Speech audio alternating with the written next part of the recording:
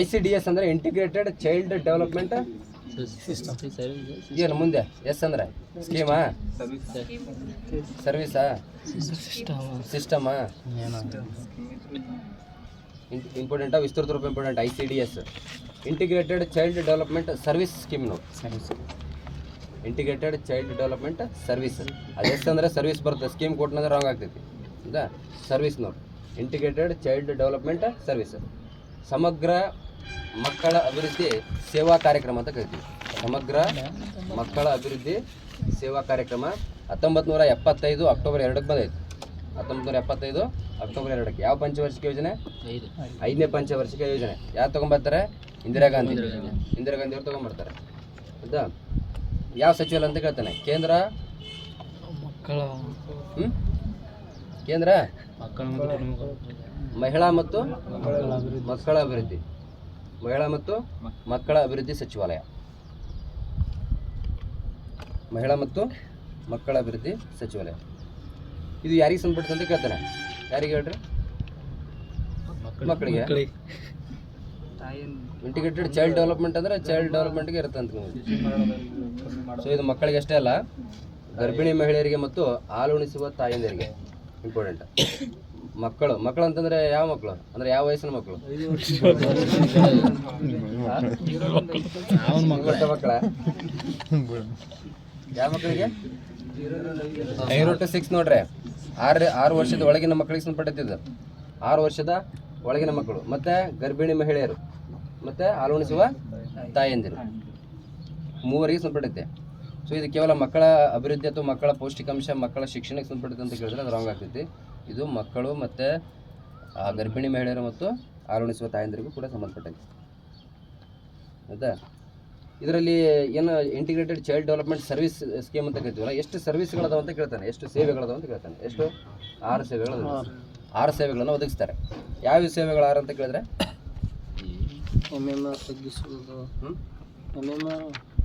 ಆರು ಸೇವೆಗಳು ಯಾವ ಅಂತ ಕೇಳ್ತಾನೆ ಪೂರಕ ಪೌಷ್ಟಿಕಾಂಶ ಆಮೇಲೆ ಆರೋಗ್ಯ ತಪಾಸಣೆ ಹೆಲ್ತ್ ಚೆಕಪ್ ಮಾಡ್ತಾರೆ ಆರೋಗ್ಯ ತಪಾಸಣೆ ಆಮೇಲೆ ಇಮ್ಯುನೈಜೇಷನ್ ರೋಗ ನಿರೋಧಕ ಶಕ್ತಿಯನ್ನು ಹೆಚ್ಚಿಸುವುದು ಇಮ್ಯುನೈಜೇಷನ್ ಆಮೇಲೆ ರೆಫರಲ್ ಸೇವೆಗಳು ಪೂರಕ ಪೌಷ್ಟಿಕಾಂಶವನ್ನು ಒದಗಿಸ್ತಾರೆ ಆಮೇಲೆ ಹೆಲ್ತ್ ಚೆಕಪ್ ಮಾಡ್ತಾರೆ ಹೌದಾ ಈ ಗರ್ಭಿಣಿ ಮಹಿಳೆಯರಿಗೆ ಮತ್ತು ಇವರು ಮಕ್ಕಳಿಗೆ ಹೆಲ್ತ್ ಚೆಕಪ್ ಮಾಡಿಸ್ತಾರೆ ಮತ್ತೇನು ಮಾಡ್ತಾರೆ ಇಮ್ಯುನೈಜೇಷನ್ ರೋಗ ನಿರೋಧಕ ಶಕ್ತಿಯನ್ನು ಹೆಚ್ಚಿಸ್ತಾರೆ ಯಾವ ರೀತಿ ಹೆಚ್ಚಿಸ್ತಾರೆ ಅಂತಂದರೆ ಈ ಗರ್ಭಿಣಿ ಮಹಿಳೆಯರಿಗೆ ಏನು ಮಾಡ್ತಾರೆ ಐರನ್ ಕಂಟೆಂಟ್ ಟ್ಯಾಬ್ಲೆಟ್ಸನ್ನು ಒದಗಿಸ್ತಾರೆ ಯಾಕಂದರೆ ಅನಿಮಿಯಾ ಗೊತ್ತಲ್ಲ ಆ ಟೈಮಲ್ಲಿ ರಕ್ತದ ಇದು ಏನೋ ಕಬ್ಬಿಣಾಂಶದ ಕೊರತೆ ಜಾಸ್ತಿ ಆಗ್ತಿತ್ತು ಅವರಿಗೆ ಅದು ಹೆಚ್ಚಿಸುವ ಸಲುವಾಗಿ ಐರನ್ ಫಾಲಿಕ್ ಆ್ಯಸಿಡ್ಸ್ ಟ್ಯಾಬ್ಲೆಟ್ಸ್ಗಳನ್ನು ಕೊಡ್ತಾರೆ ಅವರಿಗೆ 80 ಟ್ಯಾಬ್ಲೆಟ್ಸ್ ಕೊಡ್ತಾರೆ ಸೊ ಆ ಸಂದರ್ಭದಲ್ಲಿ ಆಮೇಲೆ ಇನ್ನೊಂದು ಮಕ್ಕಳಿಗೆ ಏನು ಮಾಡ್ತಾರೆ ಲಸಿಕೆಗಳು ಹಾಕಿಸೋ ಮೂಲಕ ಅವರಿಗೆ ರೋಗ ನಿರೋಧಕ ಶಕ್ತಿಯನ್ನು ಹೆಚ್ಚಿಸ್ತಾರೆ ಸೊ ಅದು immunisation health checkup immunisation next referral ಸೇವೆಗಳು ಅಂತಂದರೆ ಅದು ನಾರ್ಮಲ್ ಈಗ ಏನಾದ್ರು ಆಶಾ ಕಾರ್ಯಕರ್ತರು ಅವರಿಗೆ ಡೆಲಿವರಿ ಮಾಡಿಸೋದಾದರೆ ಅಲ್ಲೇ ಪ್ರಾಥಮಿಕ ಆರೋಗ್ಯ ಕೇಂದ್ರಗಳಲ್ಲಿ ಆಗಲಿಲ್ಲ ಅಂತಂದರೆ ಭಾಳ ಸೀರಿಯಸ್ ಇತ್ತು ಅಂದರೆ ನೆಕ್ಸ್ಟ್ ಚಲೋ ಡಾಕ್ಟರ್ ಕಡೆ ಅಥವಾ ಬೇರೆ ಹಾಸ್ಪಿಟಲ್ ಕಡೆ ಏನು ಮಾಡ್ತಾರೆ ಅಂತಂದರೆ ಟ್ರೀಟ್ಮೆಂಟ್ ಕೊಡಿಸ್ತಾರೆ ಡೆಲಿವರಿ ಮಾಡಿಸ್ತಾರೆ ಸೊ ಅದು ಏನಪ್ಪ ಅಂದರೆ ರೆಫರಲ್ ಸೇವೆಗಳಂತ ಕರಿತೀವಿ ನೆಕ್ಸ್ಟ್ ಶಾಲಾ ಪೂರ್ವ ಶಿಕ್ಷಣ 0 to 6 ಶಾಲಾ ಪೂರ್ವ ಶಿಕ್ಷಣ ಅಂಗನವಾಡಿ ಕೇಂದ್ರಗಳಲ್ಲಿ ಆ ಮಕ್ಕಳಿಗೆ ಶಿಕ್ಷಣವನ್ನು ಕೊಡ್ತಾರೆ ಅದ್ರ ಜೊತೆಗೆ ಪೌಷ್ಟಿಕಾಂಶಯುಕ್ತ ಆಹಾರವನ್ನು ಕೂಡ ಒದಗಿಸ್ತಾರೆ ಮತ್ತು ಎಸದು 5 ನೆಕ್ಸ್ಟ್ ಇನ್ನೊಂದು ಪೌಷ್ಟಿಕಾಂಶ ಮತ್ತು ಆರೋಗ್ಯ ಶಿಕ್ಷಣ ಇವೇನಪ್ಪ ಅಂದ್ರೆ ಶಾಲಾ ಪೂರ್ವ ಶಿಕ್ಷಣ ಅಂದರೆ ಅಂಗನವಾಡಿ ಅಲ್ಲ ಅಂಗನವಾಡಿ ಅಂದರೆ 0 to 6 ಆಯಿತಾ 0 to 6 ಇವು 6 ಸೇವೆಗಳನ್ನು ಒದಗಿಸ್ತಾರೆ ಈ 6 ಸೇವೆಗಳನ್ನು ಯಾವುದರ ಮೂಲಕ ಒದಗಿಸ್ತಾರೆ ಅಂತಂದರೆ ಅಂಗನವಾಡಿ ಕೇಂದ್ರ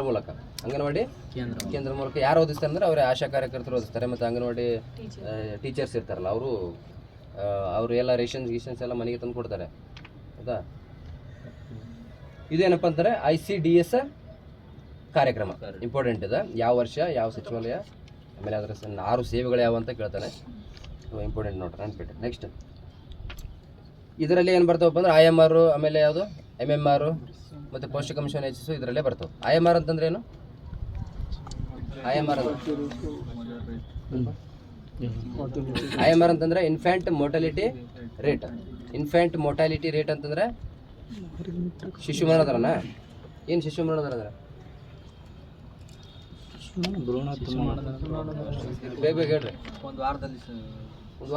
ಒಂದು ವರ್ಷದ ಒಳಗೆ ಒಂದು ವರ್ಷದ ಒಳಗಿನ ನವಜಾತ ಒಂದು ನವಜಾತ ಅಂದ್ರೆ 7 ದಿನದೊಳಗೆ, ನವಜಾತ ಅಂದ್ರೆ 8 ದಿನ, ಒಂದು ತಿಂಗಳು ಹುಟ್ಟಿದ ದಿನದಿಂದ 28 ಅದರಲ್ಲೇ ನೋಡ್ರಿ ಟೈಪ್ಸ್ ಬರ್ತಾವ ನೋಡಿ. ಮರಣ ದರಲ್ಲಿ ಆರಂಭಿಕ ನವಜಾತ ಶಿಶು ಮರಣ ದರ ಅಂತ ಬರ್ತೈತಿ, ಆಮೇಲೆ ನವಜಾತ ಶಿಶು ಮರಣ ದರ ಅಂತ ಬರ್ತೈತಿ, ಆಮೇಲೆ ಶಿಶು ಮರಣ ದರ ಅಂತ ಬರ್ತೈತಿ, ಆಮೇಲೆ ಮಕ್ಕಳ ಮರಣ ದರ ಅಂತ ಬರ್ತೈತಿ. ಆರಂಭಿಕ ನವಜಾತ ಶಿಶು ಮರಣ ದರ ಅಂತಂದ್ರೆ ಹುಟ್ಟಿದ ಒಂದು ವಾರದೊಳಗಡೆ ಸಾಯುವಂತಹ ಶಿಶುಗಳ ಸಂಖ್ಯೆ, ಹುಟ್ಟಿದ ಒಂದು ವಾರದೊಳಗಡೆ. ಇನ್ನು ನವಜಾತ ಶಿಶು ಮರಣ ದರ ಅಂದರೆ ಹುಟ್ಟಿದ ಒಂದು ತಿಂಗಳೊಳಗೆ, ಒಂದು 1000 ಡೆಲಿವರಿ ಒಳಗೆ ಎಷ್ಟು ಮಕ್ಕಳು ಸಾಯ್ತಾವೆ ಅನ್ನೋದನ್ನು ಏನಂತಾರೆ ನವಜಾತ ಶಿಶು ಮರಣ ದರ ಅಂತ ಕರೀತಾರೆ. ಇನ್ನು ಹುಟ್ಟಿದ ಒಂದು ವರ್ಷದೊಳಗೆ ಸಾಯ್ತಾವಲ್ಲ ಅವಕ್ಕೆ ಶಿಶು ಮರಣ ದರ ಅಂತ ಕರಿತೀವಿ. ಇನ್ನು 5 ವರ್ಷದೊಳಗೆ ಮಗು ಸಾಯ್ತಾರೆ ಮಕ್ಕಳ ಮರಣ ದರ ಅಂತ ಕರಿತೀವಿ, ಮಕ್ಕಳ ಮರಣ ದರ. ಆಯ್ತಾ? ಇಲ್ಲೇನು ಮಾಡ್ತಾರೆ ಅಂದರೆ ಶಿಶು ಮರಣ ದರವನ್ನು ಕಡಿಮೆ ಮಾಡೋದು. IMR ಅಂತಂದರೆ infant mortality rate, full form important. Next ಶಿಶು ಪೋಷಕಾಂಶನ ಹೆಚ್ಚಿಸ್ತಾರೆ. ಇನ್ನೊಂದು MMR ಅನ್ನು ತಗ್ಗಿಸುವುದು, MMR ಅನ್ನು ಕೂಡ ಕಡಿಮೆ ಮಾಡೋದು. MMR ಅಂದರೆ ಮದರ್ ಮೊರ್ಟಾಲಿಟಿ ರೇಟ್ ಅಲ್ಲ, ರೇಷಿಯೋ ನೋಡ್ರಿ, ಇಂಪಾರ್ಟೆಂಟ್ ಅದು. ಹೌದಾ? ಇದು IMR ಅಂತ ಬಂದರೆ ಇನ್ಫ್ಯಾಂಟ್ ಮೊರ್ಟಾಲಿಟಿ ರೇಟ್, ಇಲ್ಲಿ ಬಂದರೆ ಮದರ್ ಮೊರ್ಟಾಲಿಟಿ ಅಥವಾ ಮ್ಯಾಟರ್ನಲ್ ಮೊರ್ಟಾಲಿಟಿ ರೇಟ್ ಅಲ್ಲ, ರೇಷಿಯೋ. 1,00,000 ಹೆರಿಗೆಯಲ್ಲಿ ಎಷ್ಟು ತಾಯಂದಿರ ಮರಣ ಆಗ್ತೈತೆ ಅನ್ನೋದನ್ನು ಮಾತೃತ್ವ ಮರಣ ದರ ಅಂತ ಕರಿತೀವಿ. ಇನ್ನು ಶಿಶು ಅಂತ ಕೇಳಿದ್ರೆ 1000, ಶಿಶು ಆಗಲಿ ನವಜಾತ ಶಿಶು ಎಲ್ಲ ಅವೆಲ್ಲ 1000 ಮಾತೃತ್ವ 1 ಲಕ್ಷ ಎಲ್ಲ 1000 ಮಾತೃತ್ವ 1 ಲಕ್ಷ. ಮಾತೃತ್ವ 1 ಲಕ್ಷ. ಇನ್ನು ಲಿಂಗಾನುಪಾತನೂ 1000ಗೆ ಕನ್ಸಿಡರ್ ಮಾಡ್ತಾರೆ, ಗೊತ್ತಿಲ್ಲ. ಈ ಕೆಳಗಿನವುಗಳಲ್ಲಿ ಯಾವ ರಾಜ್ಯ ಅಥವಾ ಪ್ರದೇಶ ಮೊದಲ ಹಂತದ ಹಸಿರು ಕ್ರಾಂತಿಯಲ್ಲಿ ಪಾಲ್ಗೊಂಡಿರಲಿಲ್ಲ ಅಂತ ಕೇಳಿದಾನೆ. ಅದು ಹಸಿರು ಕ್ರಾಂತಿಯಲ್ಲಿ 2 ವಿಧ ಅಂತ ಹೇಳಿದ್ವಿ. ಒಂದು ಹಸಿರು ಕ್ರಾಂತಿ ಪ್ರಥಮ ಹಂತ, ಹಸಿರು ಕ್ರಾಂತಿ 2ನೇ ಹಂತ ಹೇಳಿ. ಹಸಿರು ಕ್ರಾಂತಿ ಪ್ರಥಮ ಹಂತ ಯಾವಾಗ ಆರಂಭ ಆಗ್ತದೆ ಅಂತ ಕೇಳಿದ್ರೆ 66. ಹಸಿರು ಕ್ರಾಂತಿ ಅಂದ್ರೆ ಏನು? ಮೊದಲ ಹಸಿರು ಕ್ರಾಂತಿ ಅಂದ್ರೆ ಏನು? ದ್ವಿದಳ ಧಾನ್ಯಗಳನ್ನು ಬೆಳೆಯೋದು, ಮತ್ತೆ ಇಳುವರಿ ಜಾಸ್ತಿ ಮಾಡೋದು. ಮತ್ತ ಹಸಿರು ಕ್ರಾಂತಿ ಅಂದ್ರೆ ರೋಗ ನಿರೋಧಕ ಬೀಜವನ್ನು ತಯಾರು ಯಾರ್ದಾಗ ನೋಡ್ತಾರೆ ನೀವು ತರಬೇಡದ. ಹಸಿರು ಕ್ರಾಂತಿ ಅಂದ್ರೆ ಕೃಷಿಯ ಉತ್ಪಾದನೆಯನ್ನು ಹೆಚ್ಚಿಸುವುದು. ಹಸಿರು ಕ್ರಾಂತಿ ಅಂದ್ರೆ ಏನು? ಕೃಷಿಯಲ್ಲಿ ಉತ್ಪಾದನೆಯನ್ನು ಹೆಚ್ಚಿಸುವುದೇ ಹಸಿರು ಕ್ರಾಂತಿ. ಅದರಲ್ಲಿ ಯಾವ ರೀತಿ ಹೆಚ್ಚಿಸಬೇಕು ಅನ್ನೋದು ಅದು ಬೇರೆ. ಒಟ್ಟಿನಲ್ಲಿ ಕೃಷಿಯ ಉತ್ಪಾದನೆಯನ್ನು ಹೆಚ್ಚಿಸುವುದೇ ಹಸಿರು ಕ್ರಾಂತಿ ಅಂತ ಕರಿತೀವಿ. ಈ ಹಸಿರು ಕ್ರಾಂತಿ ಜಗತ್ತಿನಲ್ಲಿ ಮೊದಲ ಬಾರಿಗೆ ಎಲ್ಲಿ ಸಂಭವಿಸಿತು ಅಂತ ಕೇಳಿದ್ರೆ ಎಲ್ಲಿ? ಮೆಕ್ಸಿಕೋ ಮತ್ತು ತೈವಾನ್ ಅಂತ ಒಂದು ಕಡೆ ಕೊಟ್ಟಾನ. ಮೆಕ್ಸಿಕೋ ಮತ್ತು ಅಮೆರಿಕ ಅಂತ ಒಂದು ಕಡೆ ಕೊಟ್ಟಿದ್ದಾನೆ. ಅದು ನೋಡ್ರಿ, ಮೆಕ್ಸಿಕೋ ಮತ್ತು ತೈವಾನ್. ಇನ್ನು ಭಾರತದಲ್ಲಿ ಕೇಳಿದ್ರೆ ಫಸ್ಟ್ ಎಲ್ಲಿ ಆಗ್ತೈತೆ? ಸೊ 2 ಹಂತದಲ್ಲಿ ಅಂತ ಹೇಳಿದ. ಪ್ರಥಮ ಹಂತದಲ್ಲಿ ಹಸಿರು ಕ್ರಾಂತಿ ಎಲ್ಲಿ ಆಗ್ತದೆ ಅಂತ ಕೇಳಿದ್ರೆ ಪಂಜಾಬ್, ಹರಿಯಾಣ, ಪಶ್ಚಿಮ ಉತ್ತರ ಪ್ರದೇಶ. ಪಂಜಾಬ್, ಹರಿಯಾಣ, ಪಶ್ಚಿಮ ಉತ್ತರ ಪ್ರದೇಶ ಇಂಪಾರ್ಟೆಂಟ್. ಈ 3 ಪ್ರದೇಶದಲ್ಲಿ ಫಸ್ಟ್ ಪ್ರಥಮ ಹಂತದಲ್ಲಿ ಹಸಿರು ಕ್ರಾಂತಿ ಆಗ್ತೈತಿ. ಯಾವ ವರ್ಷ ಅಂತ ಕೇಳ್ತಾನೆ ಅಂದ್ರೆ ಯಾವ ಒಂದು ದಶಕದಲ್ಲಿ ಅಂತ ಕೇಳಿದ್ರೆ 1960ರಿಂದ 70. 1960ರಿಂದ 70 ಹಸಿರು ಕ್ರಾಂತಿಯ ಪ್ರಥಮ ಹಂತ ಅಂತ ಕರಿತೀವಿ. ಇನ್ನು ಹಸಿರು ಕ್ರಾಂತಿಯ 2ನೇ ಹಂತ ಯಾವಾಗ ಆರಂಭ ಆಗ್ತದೆ ಅಂದ್ರೆ 1970ರಿಂದ 80. 1970ರಿಂದ 80. ಆ 2ನೇ ಹಂತದಲ್ಲಿ ಪ್ರಮುಖವಾಗಿ ಯಾವ ರಾಜ್ಯಗಳಲ್ಲಿ ಹಸಿರು ಕ್ರಾಂತಿ ಸಂಭವಿಸಿತು ಅಂತ ಕೇಳ್ತಾನೆ. ತಮಿಳುನಾಡು ಮತ್ತು ಆಂಧ್ರ ಪ್ರದೇಶ. ತಮಿಳುನಾಡು ಮತ್ತು ಕರ್ನಾಟಕ 2ನೇ ಹಂತ ಬರ್ತೈತೆ. ಹೌದಾ? ತಮಿಳುನಾಡು, ಆಂಧ್ರ ಪ್ರದೇಶ, ಕರ್ನಾಟಕ, ಆಮೇಲೆ ಪೂರ್ವ ಭಾರತದ ಕೆಲವು ರಾಜ್ಯಗಳು. ಸೊ ಅಲ್ಲಿ ಏನಾಗ್ತಪ್ಪ ಅಂದರೆ 2ನೇ ಹಂತ ಆರಂಭ ಆಗ್ತದೆ. ಇನ್ನು ಹಸಿರು ಕ್ರಾಂತಿ ಮೊದಲ ಹಂತದಲ್ಲಿ ಬರೀ ಗೋಧಿ ಮತ್ತು ಭತ್ತ. ಸೊ ಪ್ರಮುಖವಾಗಿ ಫಸ್ಟ್ ಯಾವ ಬೆಳೆಗೆ ಹೆಚ್ಚಿನ ಆದ್ಯತೆ ಕೊಡ್ತಾರೆ ಅಂದ್ರೆ ಗೋಧಿ ನೋಡಿ. ಫಸ್ಟ್ ಯಾವುದು? ಗೋಧಿ. ಅದಾದಮೇಲೆ ಭತ್ತ. ಸೊ ಪ್ರಥಮ ಹಂತದಲ್ಲೇ ಫಸ್ಟ್ ಯಾವುದಪ್ಪ ಅಂದ್ರೆ ಗೋಧಿ, ಅದಾದಮೇಲೆ ಭತ್ತ. ನೆಕ್ಸ್ಟ್ 2ನೇ ಕಡೆ ಜೋಳ, ರಾಗಿ, ಹೌದಾ, ಮೆಕ್ಕೆಜೋಳ 2ನೇ ಹಂತದಲ್ಲಿ ಪ್ರಾಮುಖ್ಯತೆ ಕೊಡ್ತಾರೆ ಅದಕ್ಕೆ. ಇನ್ನು ಹಸಿರು ಕ್ರಾಂತಿ ಎಂಬ ಪದವನ್ನು ಮೊದಲ ಬಾರಿಗೆ ಬಳಸಿದವರು ಯಾರು? ವಿಲಿಯಂ ಗಾಂಡೆ. ಹಸಿರು ಕ್ರಾಂತಿಯ ಪಿತಾಮಹ ಜಗತ್ತಿನಲ್ಲೇ ಭಾರತದಲ್ಲಿ ಕೇಳಿದ್ರೆ ಅಲ್ಲ ಸರ್. ಬೇರೆ ಬೇರೆ ಕ್ರಾಂತಿಗಳು ಬರ್ತಾವೆ, ಗೊತ್ತಲ್ಲ ನಿಮಗೆ ಕ್ರಾಂತಿ. ಅದರಲ್ಲೇ ಕಾಫಿ ಉತ್ಪಾದನೆಗೆ ಸಂಬಂಧಪಟ್ಟಂತ ಕ್ರಾಂತಿ ಯಾವುದು? ಕಾಫಿ. ಕಾಫಿ ಕಾಫಿ ಚಹಾ ಕಾಫಿ ಗೊತ್ತಾಯ್ತು ಬಿಡು. ಕಾಫಿ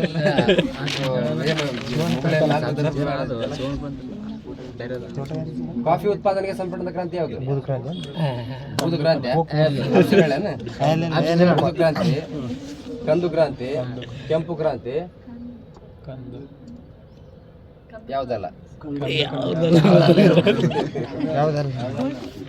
ಯಾವ್ದಪ್ಪ? ಸುವರ್ಣ ಕ್ರಾಂತಿ ಇರ್ಬೋದು. ಇನ್ನೊಂದು ಕ್ವಶನ್ ಕೇಳಿ. ಚರ್ಮ, ಕೋಕೋ ಮತ್ತು ಆಹಾರ ಸಂಸ್ಕರಣಾ ಕೈಗಾರಿಕೆಗಳಿಗೆ ಸಂಬಂಧಪಟ್ಟ ಕ್ರಾಂತಿ ಯಾವುದು? ಕಾಫಿನ ಕಂದು ಕ್ರಾಂತಿ ನೋಡಿ ಹೇಳಿದಾರೆ. ಕಾಫಿ ಕಾಫಿ ಬೂದಂದಪ್ಪ. ಚಹಾ, ಆಮೇಲೆ ಕೋಕೋ, ಚರ್ಮ, ಆಮೇಲೆ ಆಹಾರ ಸಂಸ್ಕರಣಾ ಕೈಗಾರಿಕೆಗಳು. ಸೊ ಇವುಗಳಿಗೆ ಸಂಬಂಧಪಟ್ಟಂತ ಕ್ರಾಂತಿ ಯಾವುದು ಅಂತ ಕೇಳಿದ್ರೆ ಯಾವುದು? ಕಂದು ಕ್ರಾಂತಿ. ಇನ್ನು ಸೌರಶಕ್ತಿ ಉತ್ಪಾದನೆಗೆ ಸಂಬಂಧಪಟ್ಟಂತ ಕ್ರಾಂತಿ ಕೇಳಿದ್ರೆ ಕೇಸರಿ ಕ್ರಾಂತಿ ಅಥವಾ ಸ್ಯಾಫ್ರನ್ ರೆವಲ್ಯೂಷನ್ ಅಂತ ಕೇಳ್ತೀವಿ, ಕೇಸರಿ ಕ್ರಾಂತಿ. ಇನ್ನು ಉಳಿದು ಕ್ರಾಂತಿಗಳು ಗೊತ್ತೈತಿ. ಹೆಂಗ್ ಕನ್ಸಿಡರ್ ಮಾಡ್ಬೇಕಂದ್ರೆ ಫಸ್ಟ್ ಯಾವ ಕ್ರಾಂತಿ ಆರಂಭ ಆಗುತ್ತೆ ಅಂದ್ರೆ ಮೊದಲು ಇದೇ ಆಗುತ್ತೆ, ಹಸಿರು ಕ್ರಾಂತಿ ಆಗುತ್ತೆ. ಆಮೇಲೆ ವೈಟ್ ರೆವಲ್ಯೂಷನ್ ಆಗ್ತೈತಿ. ಆಮೇಲೆ ಬೇರೆ ಬೇರೆ ಅವು ಆರಂಭ ಆಗಿದ್ದು ಕೇಳಿರ್ತಾನೆ. ರೀಸೆಂಟ್ ಆಗಿ ಕೇಸರಿ ಕ್ರಾಂತಿ ಇವಾಗ ಆರಂಭ ಆಗೈತೆ ಹಂಗೂ ಕೇಳ್ಬೋದು ನೋಡಿ. ಕ್ರಾಂತಿಗಳ ಕಾಲಾನುಕ್ರಮವನ್ನು ಕೇಳ್ಬೋದು, ಸ್ವಲ್ಪ ನೋಡ್ಕೋರು. ಒಟ್ಟನ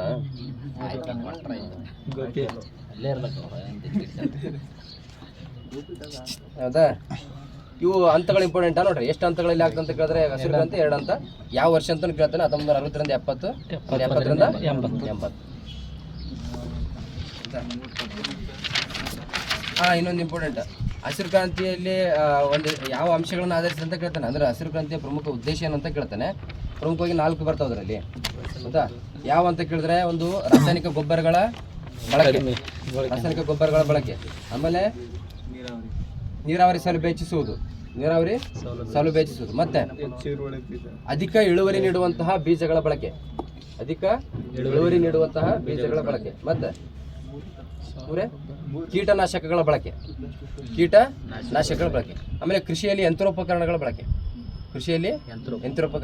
ಇವು ಇಷ್ಟು ಇಂಪಾರ್ಟೆಂಟ್ ನೋಡಿ. ಈ ಕೃಷಿಯಲ್ಲಿ ಹಸಿರು ಕ್ರಾಂತಿ ಅಂದ್ರೆ ಕೃಷಿಯಲ್ಲಿ ಉತ್ಪಾದನೆಯನ್ನು ಹೆಚ್ಚಿಸುವುದು. ಯಾವ ರೀತಿ ಹೆಚ್ಚಿಸಬೇಕಂತ ಕೇಳಿದ್ರೆ ಅದಕ್ಕೆ ಇಳುವರಿ ನೀಡುವಂತಹ ಬೀಜಗಳನ್ನು ಬಳಸಬೇಕು, ಆಮೇಲೆ ಕೃಷಿಯಲ್ಲಿ ಯಂತ್ರೋಪಕರಣಗಳನ್ನು ಬಳಸಬೇಕು, ಕೀಟನಾಶಕಗಳನ್ನು ಬಳಸಬೇಕು, ರಾಸಾಯನಿಕ ಗೊಬ್ಬರಗಳನ್ನು ಬಳಸಬೇಕು. ಹೌದಾ? ಇವೆಲ್ಲ ಮಾಡೋದ್ರಿಂದ ಏನಾಗ್ತೈತಿ? ನೀರಾವರಿ ಸೌಲಭ್ಯ ಹೆಚ್ಚಿಸಬೇಕು. ಸೊ ಇವೆಲ್ಲ ಮಾಡೋದ್ರಿಂದ ಆಟೋಮೆಟಿಕ್ ಆಗಿ ಕೃಷಿಯಲ್ಲಿ ಉತ್ಪಾದನೆ ಹೆಚ್ಚಾಗ್ತದೆ. ಸೊ ಇದನ್ನೇನಂತ ಕರಿತೀವಿ ಅಂದ್ರೆ ಹಸಿರು ಕ್ರಾಂತಿ ಅಂತ ಕರಿತೀವಿ. ಈಗ ಏನಾಗ್ತೈತೆ ಅಂದ್ರೆ ಈ ಪ್ರಥಮ ಹಂತ ದ್ವಿತೀಯ ಹಂತದಲ್ಲಿ ಏನಾಗಿರ್ತೈತಲ್ಲ, ಕೃಷಿಯಲ್ಲಿ ಉತ್ಪಾದನೆ ಆಟೋಮೆಟಿಕ್ ಹೆಚ್ಚಿಗೆ ಆಗ್ತಿದ್ದೀವಿ ಎಲ್ಲ ರಾಜ್ಯಗಳಲ್ಲಿ. ಆದರೆ ಬರ್ಬರ್ತಾ ಒಂದು ರಾಸಾಯನಿಕ ಗೊಬ್ಬರಗಳನ್ನು ಜಾಸ್ತಿ ಬಳಸೋದಾಗಲಿ ಅಥವಾ ನೀರಾವರಿ ಸೌಲಭ್ಯವನ್ನು ಜಾಸ್ತಿ ಮಾಡೋದ್ರಿಂದ ಏನಾಗ್ತೈತಿ? ಮಾಲಿನ್ಯ ಕೂಡ ಆಗ್ತೈತಿ, ಮಣ್ಣು ಮಾಲಿನ್ಯ ಆಗ್ತೈತಿ ರಾಸಾಯನಿಕ ಗೊಬ್ಬರಗಳ ಬಳಕೆ ಆಗಿರೋದ್ರಿಂದ. ಇನ್ನು ಹೆಚ್ಚಿಗೆ ನೀರಾವರಿ ಸೌಲಭ್ಯ ಬಳಸೋದ್ರಿಂದ ಮಣ್ಣು ಸವೆತ ಆಗ್ತೈತಿ. ಸೊ ಹಂಗಾಗಿ ಏನು ಮಾಡ್ತದೆ ಗೌರ್ಮೆಂಟ್, ಕೇಂದ್ರ ಸರ್ಕಾರ 2005ರಲ್ಲಿ ಹಸಿರು ಕ್ರಾಂತಿಯ 2ನೇ ಹಂತವನ್ನು ಅಧಿಕೃತವಾಗಿ ಘೋಷಣೆ ಮಾಡ್ತೈತಿ. 2005ರಲ್ಲಿ ಹಸಿರು ಕ್ರಾಂತಿ 2ನೇ ಹಂತವನ್ನು ಅಧಿಕೃತವಾಗಿ ಘೋಷಣೆ ಮಾಡ್ತೈತಿ. ಅವಾಗ ಯಾವ ಒಂದು ಪರಿಕಲ್ಪನೆ ಅಳವಡಿಸ್ಕೊಳ್ತಾ ಅಂತ ಕೇಳಿದ್ರೆ ಸುಸ್ಥಿರ ಕೃಷಿ, ಸಸ್ಟೈನೇಬಲ್ ಅಗ್ರಿಕಲ್ಚರನ್ನು ಬಳಕೆ ಮಾಡ್ತೀವಿ. ಅಂದರೆ ಏನು ಮಾಡಬೇಕು? ರಾಸಾಯನಿಕ ಗೊಬ್ಬರಗಳ ಬಳಕೆಯ ಬದಲಾಗಿ ಸಾವಯವ ಗೊಬ್ಬರಗಳನ್ನ ಬಳಕೆ ಮಾಡ್ಬೇಕಂತ ಹೇಳಿದೈತಿ. ಮತ್ತು ನೀರಾವರಿ ಸೌಲಭ್ಯವನ್ನು ಸ್ವಲ್ಪ ಕಡಿಮೆ ಮಾಡಬೇಕು. ಈಗ ಪಂಜಾಬ್ ಒಳಗೆ ಜಾಸ್ತಿ ನದಿಗಳು ಹರಿಯೋದ್ರಿಂದ ಪಂಚ ನದಿಗಳ ನಾಡು ಅಂತ ಕರಿತೀವಲ್ಲ, ಯಾಕಂತ ಕೇಳಿದ್ರೆ ಜಾಸ್ತಿ 5 ನದಿಗಳಲ್ಲಿ ಹರಿಯೋದ್ರಿಂದ ಅಲ್ಲಿ ಮಣ್ಣಿನ ಸವೆತ ಜಾಸ್ತಿ ಆಗುತ್ತದೆ, ಸೊ ಅವೆಲ್ಲ ಏನು ಮಾಡಬೇಕು? ಸ್ವಲ್ಪ ಮಿತವಾಗಿ ಬಳಸಬೇಕು. ಆಮೇಲೆ ರಾಸಾಯನಿಕ ಗೊಬ್ಬರಗಳ ಬದಲಾಗಿ ಸಾವಯವ ಗೊಬ್ಬರಗಳನ್ನು ಬಳಕೆ ಮಾಡಬೇಕು. ಅದರಿಂದ ಏನಾಗ್ತೈತಿ? ಸುಸ್ಥಿರ ಕೃಷಿ ಆಗ್ತೈತಿ. ಸೊ ಮಣ್ಣು ಕೂಡ ಮಾಲಿನ್ಯ ಆಗಲ್ಲ, ಪರಿಸರಕ್ಕೂ ಹಾನಿ ಆಗಲ್ಲ, ಆಮೇಲೆ ಇದು ಆಹಾರ ಉತ್ಪಾದನೆ ಕೂಡ ಸಸ್ಟೈನ್ ಆಗಿರುತ್ತೆ ಅಂತ ಹೇಳಿ 2ನೇ ಹಂತ ಘೋಷಣೆ ಮಾಡ್ತೈತಿ 2005ರಲ್ಲಿ. ಇದೇನಪ್ಪ ಅಂದ್ರೆ ಹಸಿರು ಕ್ರಾಂತಿ. ಇನ್ನು WTO ಬಗ್ಗೆ ಗೊತ್ತಲ್ಲ? ಏನು ಗೊತ್ತು? WTO ಯಾವ ಸ್ಥಾಪನೆ ಆಗೈತೆ? 95 ಜನವರಿ 1. ಯಾವ ಒಂದು ಒಪ್ಪಂದ, ಯಾವ ಸಮ್ಮೇಳನಗಳು? ಮರಕೇಶ್ ಒಪ್ಪಂದ. ಯಾವ ಸಮ್ಮೇಳನ? ಉರುಗ್ವೆ ಸಮ್ಮೇಳನ, ಉರುಗ್ವೆ ಕಾನ್ಫರೆನ್ಸ್ ಅಂತ ಕರಿತೀವಿ. ಉರುಗ್ವೆ ಸಮ್ಮೇಳನ ಒಪ್ಪಂದ ಕೇಳಿದ್ರೆ ಏನಪ್ಪ? ಡಂಕಲ್ ಪ್ರಸ್ತಾಪ ಯಾವಾಗ ಆಗ್ತೈತಿ? ಡಂಕಲ್ ಪ್ರಸ್ತಾಪ, ಉರುಗ್ವೆ ಸಮ್ಮೇಳನ, ಆಮೇಲೆ ಮರಕೇಶ್ ಒಪ್ಪಂದ. ಇವೆಲ್ಲ ಎದಕ್ಕೆ ಸಂಬಂಧಪಟ್ಟಂತ ಕೇಳ್ತಾನೆ? WTO.